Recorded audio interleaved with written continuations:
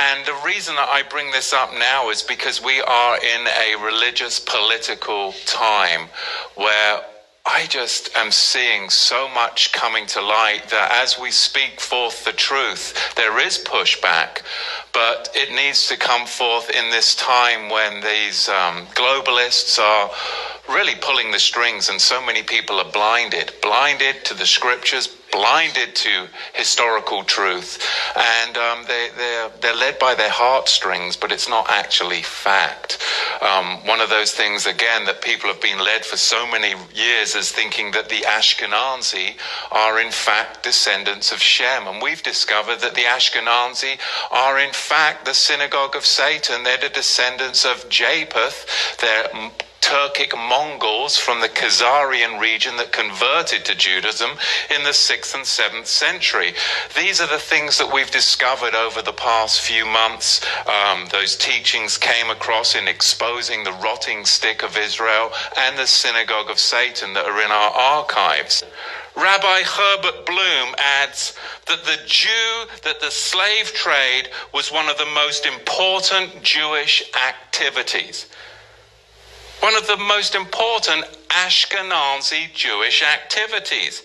In 1694, Jews owned 9,000 regal African nomadic Jews from the house of Judah. In 1694, they owned 9,000 enslaved from the house of Judah.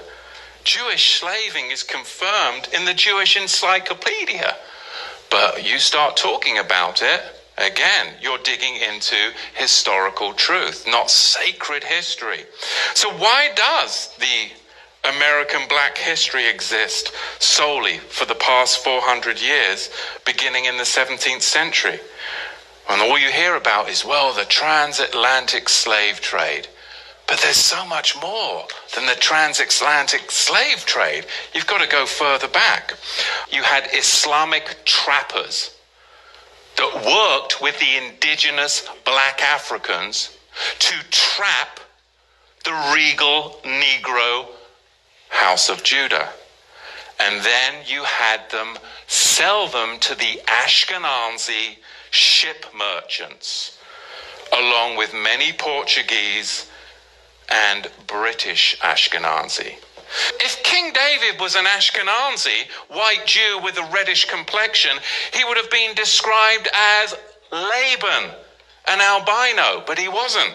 So King David looked more like Malcolm X than he did King Henry VIII, right?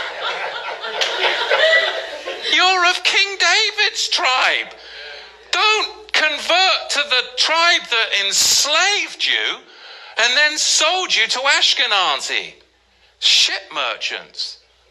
More black Negroes have been lost to Islam in the 20th century than any other Bible-believing group. It's outrageous, because they don't want you to know who you really are and what tribe you're from, but you're not from Muhammad's tribe.